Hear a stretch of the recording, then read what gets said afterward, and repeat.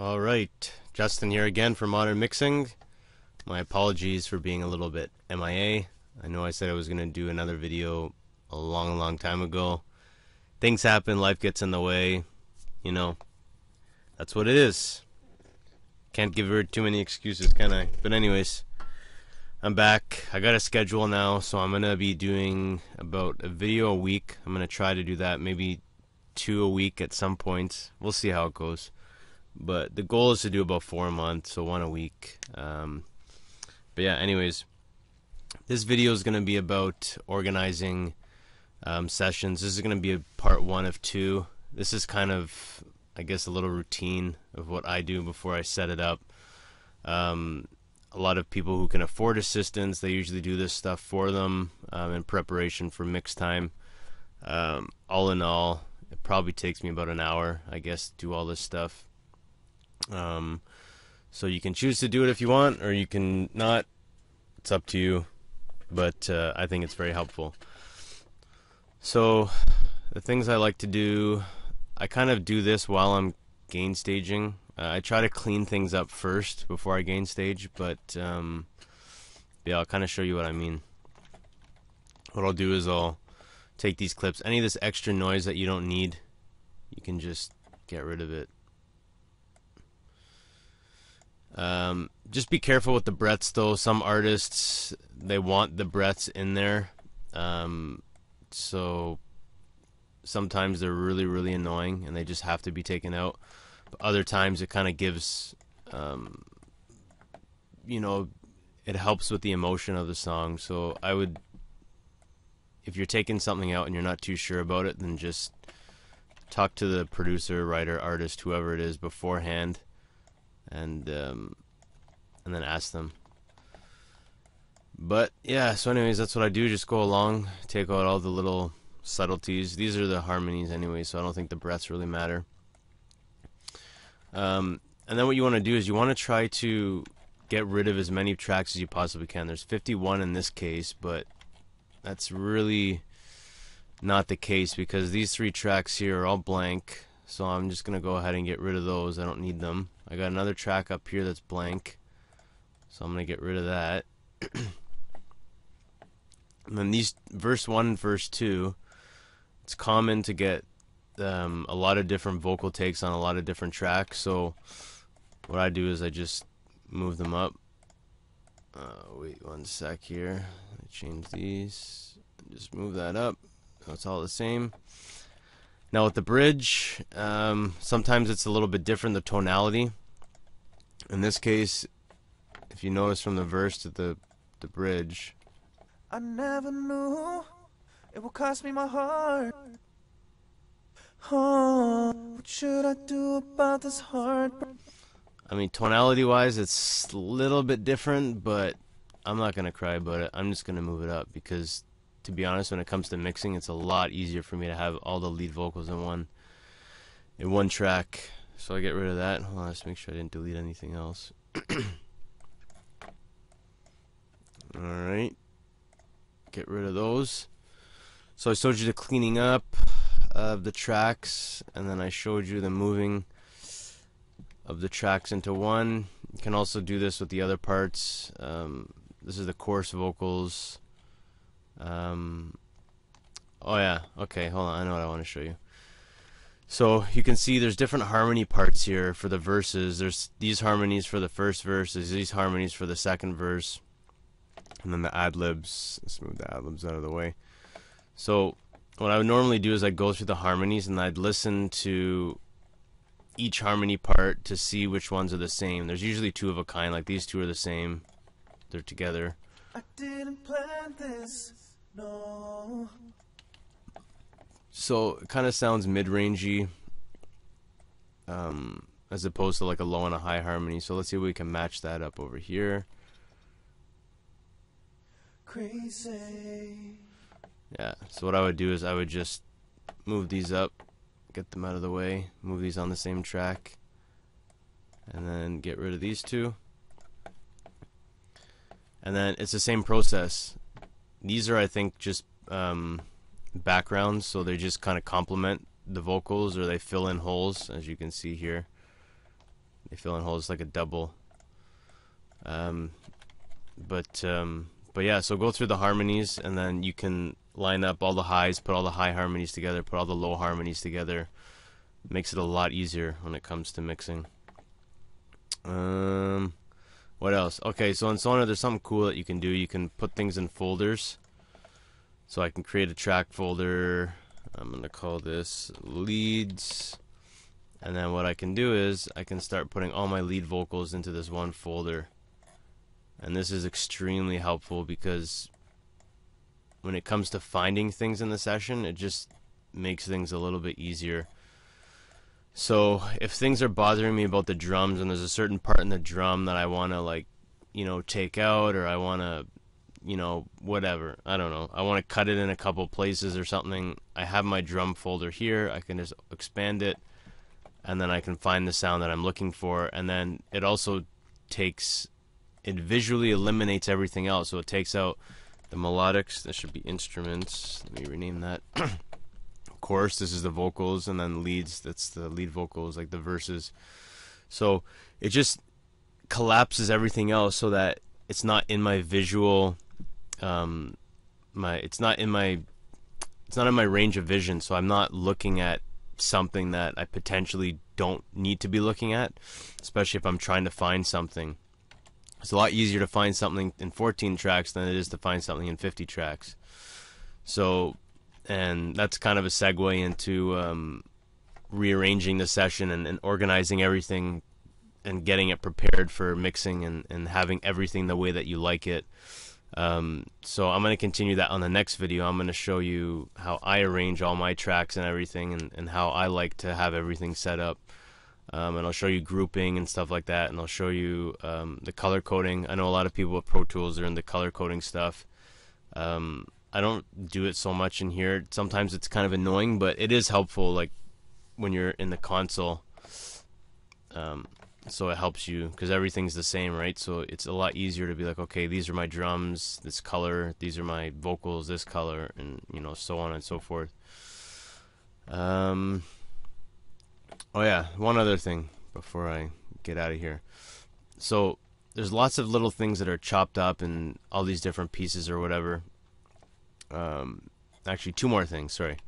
So the first one being is, what I like to do is I like to, if this is a section of harmonies and then there's not another harmonies for like another section, what I'll do is I'll group all of these together.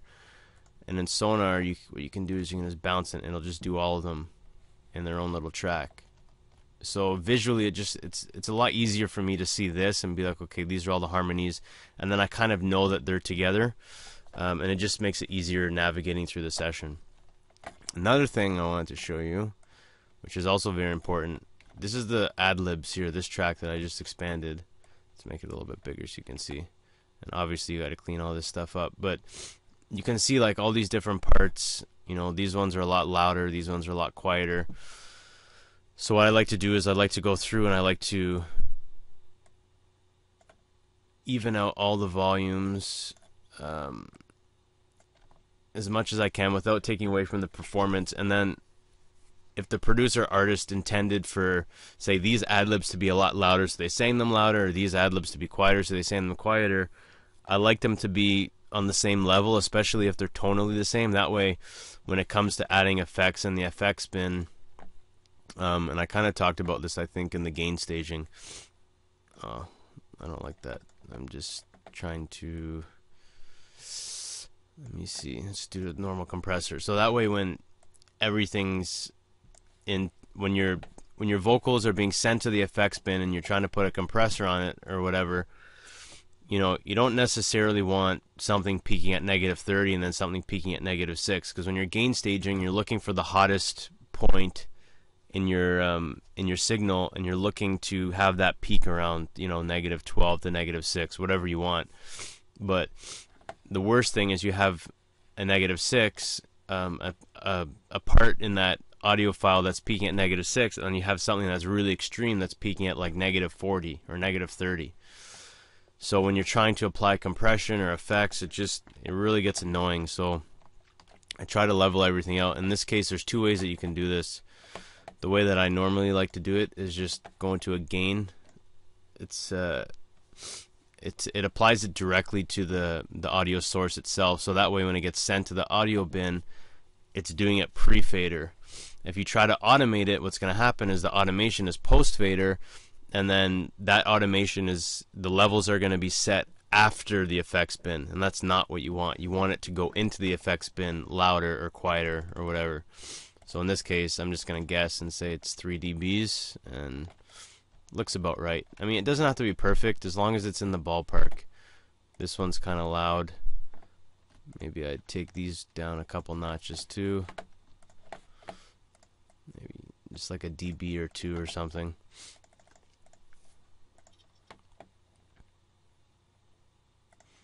And this one, yeah, whatever.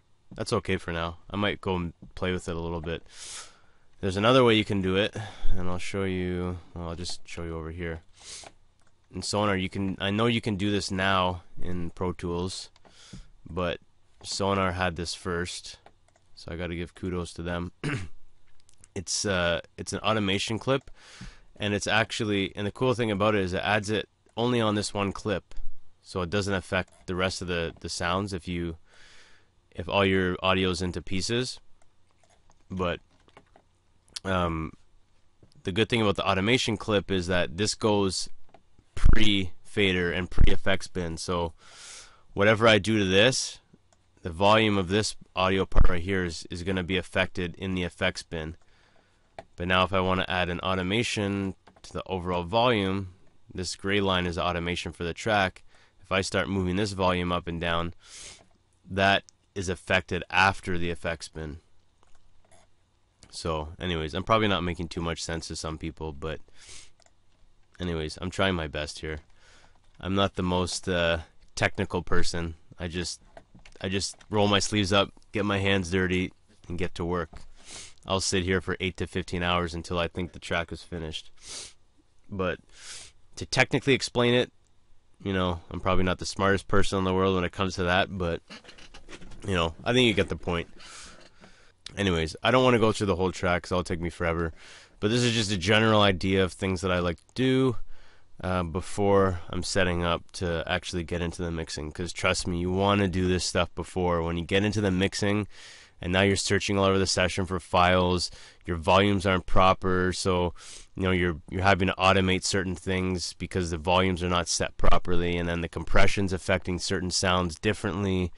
Trust me, do all this stuff before, along with the gain staging, and you're already, you know, you're going to need to get a blend of the mix obviously first, but if you do this, you do the gain staging, and then once you start your blend, your mix is literally like 60-70% there.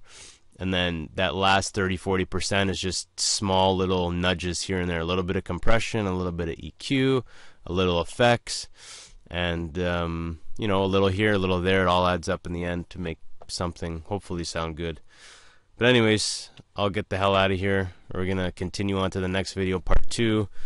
So I'll show you everything, the grouping and the organizing, and getting everything set up in the console for mixing.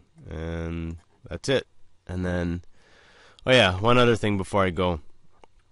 I have seen other videos online with mixing and stuff, and obviously I have been kind of absent from posting videos, but a lot of the stuff that I see is kind of just, a lot of it's general information, and you can pretty much find it anywhere. And it's actually nice though that people are putting it in one place and on YouTube and stuff, so that people can refer to it, and it's a lot easier sometimes to see things in videos than it is to read them out of a book.